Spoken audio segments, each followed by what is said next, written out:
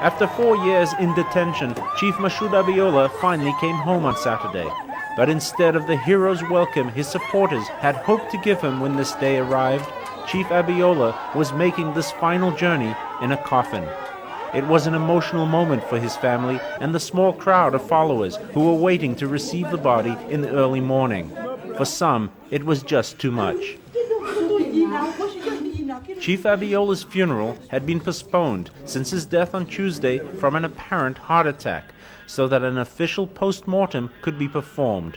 The Nigerian authorities have been anxious to disprove allegations by his supporters that foul play was involved, and a team of international pathologists had been flown into Nigeria to assist local medical teams. As Islamic prayers were recited inside the compound, outside, heavily armed police were on hand in anticipation of violence. By midday, thousands of mourners were streaming into the residence to offer their condolences to the Abiola family.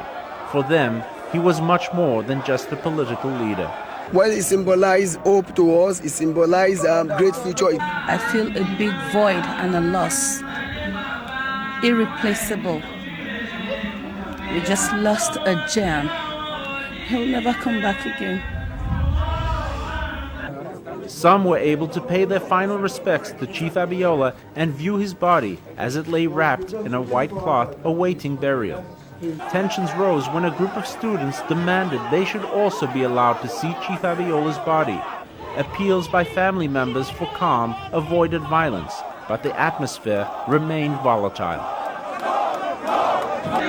The Abiola family wanted a quiet and dignified funeral, but when the body appeared, the crowd went wild with emotion. There was pandemonium as people scrambled to get a last glimpse of their hero. But in the Muslim tradition, there was no ceremony, and in a matter of minutes, the body was in the ground.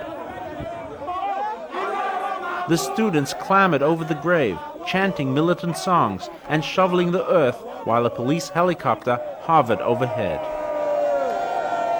Although the final autopsy results will only be known in the coming weeks, a short time after the funeral, the international medical team involved announced their preliminary findings. At this time, our preliminary opinion is that the death was due to natural causes. But this is unlikely to satisfy Abiola's followers, who blame the military for his death. After the burial, angry youths taunted police outside the gates of the Abiola residence. There are fears of outbreaks of violence as emotions run high. Chief Abiola's family and supporters are now coming to terms with the realization that he is gone. But his death also raises serious questions about Nigeria's road to democracy and who can now fill the void which his death has created. Bob Cohen, CNN, Lagos, Nigeria.